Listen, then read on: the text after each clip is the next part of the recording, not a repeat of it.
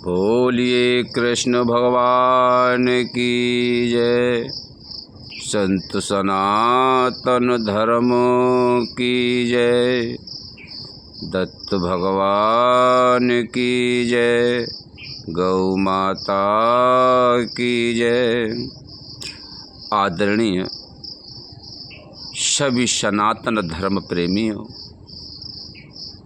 मेरे परम पूजनीय परम पिता के परम भक्तों, मैं आपके चरण कमलों में आपको नतमस्तक हो करके दंडवत प्रणाम करता हूँ। मैं कोई विशेष जानकार नहीं, अपनी मति के अनुसार जैसा मैं श्रेष्ठ समझता हूँ कि भगवान की किस प्रकार से विनती की जाती है, भक्तों के पास तक धार्मिक कथाएं किस प्रकार पहुंचाई जा सकती हैं, मैं अपने वेद शास्त्रों के वाक्यों को आपके पास तक भेजा करता हूँ। आप उन्हें पूर्ण रूप से ध्यानपूर्वक श्रवण करें।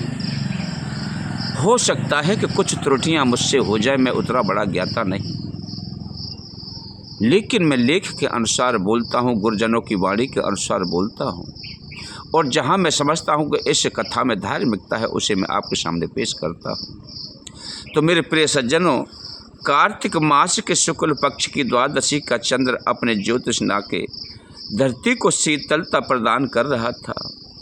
वह वीणा लेकर के भक्ति गीत गाते हुए एकांत अरण्य में स्थित मंदिर की ओर चल पड़ा।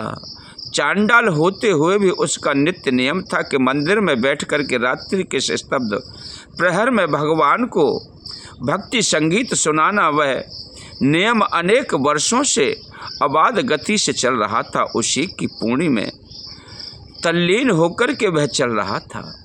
अचानक वह चौंक उठा, जब भयभीत नहीं हुआ, उसे किसी बलिष्ठ भुजाओं ने पकड़ लिया। अरे उसने देखा कि एक भयंकर राक्षस उसे पकड़े हुए है। अरे अरे तुम मुझ निर्मल को पकड़कर अपना कौन सा अभीष्ट कार्य पूरा करना चाहते हो? उसे ने प्रश्न किया।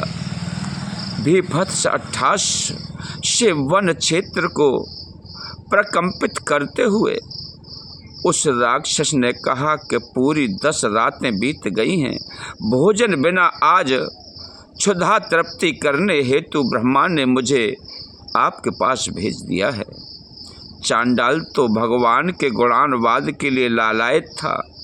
उसने ब्रह्म राक्षस से विनय के स्वर में कहा, मैं जगदीश्वर के पद्य गान के लिए उत्सुक हूँ।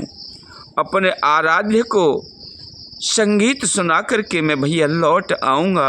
अब तुम अपने, जब मैं आ जाऊँ तो अपनी इच्छाओं की पूर्ति कर लेना। मैंने जो व्रत ले रखा है उसे पूर्ण हो जाने दो वीरन, मुझे जाने दो, भगवान को कीर्तन सुनाने दो ना।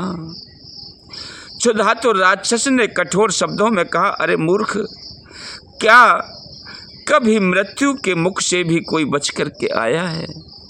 तू मृत्यु के मुख में जा रहा है, मुझसे झूठ बोल रहा है। कीर्तन प्रेमी चांडाल ने कहा कि अपने निंदित कर्मों के कारण, हे प्रिय बंधुओं, इस कथा को मैं आपको श्रवण करा रहा हूँ।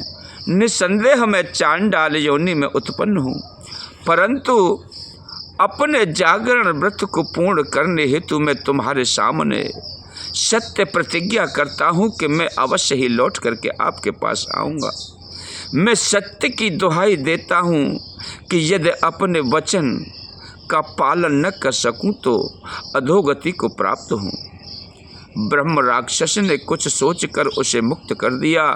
चांडाल रात्रि पर्यंत भक्ति भाव में निमग्न अपने आराध्य के समक्ष नृत्य गान में तल्लीन रहा और प्रातः अपने प्रतिज्ञा अनुसार ब्रह्म राक्षस के पास जाने हेतु चल पड़ा। मार्ग में एक पुरुष ने उसे रोक करके परामर्श दिया कि अरे तुम्हें उस राक्षस के पास बिल्कुल नहीं जाना चाहिए। वह तो अरे मुर्दे को भी खाने वाला अत्यंत क्रूर निर्दयी है। चांडाल ने कहा कि भैया, मैं सत्य का परित्याग नहीं कर सकता। मेरा निश्चय अटल है। मैं उसे वचन दे चुका हूँ और मैं वचन दे करके आया हूँ। इस प्रकार कहकर वह चांडाल राक्षस के समक्ष उपस्थित होकर के निर्भीकता पूर्वक बोला कि महाभाग, मैं आ गया हूँ। अब आप मुझे खा करके किंचित भी विलम्ब न करें और मुझे खा डालें, अपनी क्षुधा को मिटा लें, अपनी भूख को मिटा लें। आपके अनुग्रह के प्रति मैं कृतज्ञ हूँ। अरे ब्रह्म राक्षस आश्चर्यचकित होकर के उस दृढ़ व्रती को देखता रहा और मधुर स्वर से बोला, अरे साधु वत्स, साधु, मैं तुम्हारी सत्य प्रतिज्ञा के समक्ष नतमस्तक हूँ। भद्र, यदि जीने की आकांक्षा है, जीने की अगर आपको इच्छा है, तो मैं तुम्हें अभय दान देता हूँ, मुक्ति देता हूँ, आप जा सकते हो। परंतु तुमने जो रात्रि में विष्णु मंदिर में जाकर के गायन किया है, भजन सुनाए हैं, कीर्तन सुनाए हैं, उसका फल मुझे दे दो। चांडाल ने आश्चर्यचकित होकर के पूछा, मैं तुम से ये पूछता हूँ कि आप इसका करोगे क्या? मैं कुछ समझ नहीं पाया। तुम्हारे वाक्य का क्या अभिप्राय है?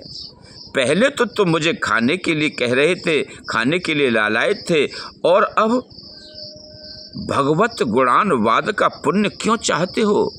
उसका लाभ क्यों लेना चाहते हो? आप तो मुझे खा जाने वाले थे। तब ब्रह्म राक्षस ने उससे अनुनय विनय निवेदन किया, गिड़गिड़ा करके उससे कहा, हे श्रेष्ठ पुरुष, बस तब मुझे एक प्रहर के लिए, एक पल के लिए वह गीत का ही पुण्य दे दो। पर ब्रह्म राक्षस, ये तो बताओ, ये सब तुम किसके लिए चाहते हो? चांडाल ने पूछा। ब्रह्म राक्षस ने अपना परिचय देते हुए कहा कि मैं पूर्व जन्म में एक चरक गोत्रीय सोम शर्मा यायावर ब्राह्मण था। वेद सूत्र और मंत्रों से पूर्णतः अनभिज्ञ होते हुए भी मैं लोभ मोह से आकृष्ट मूर्खों का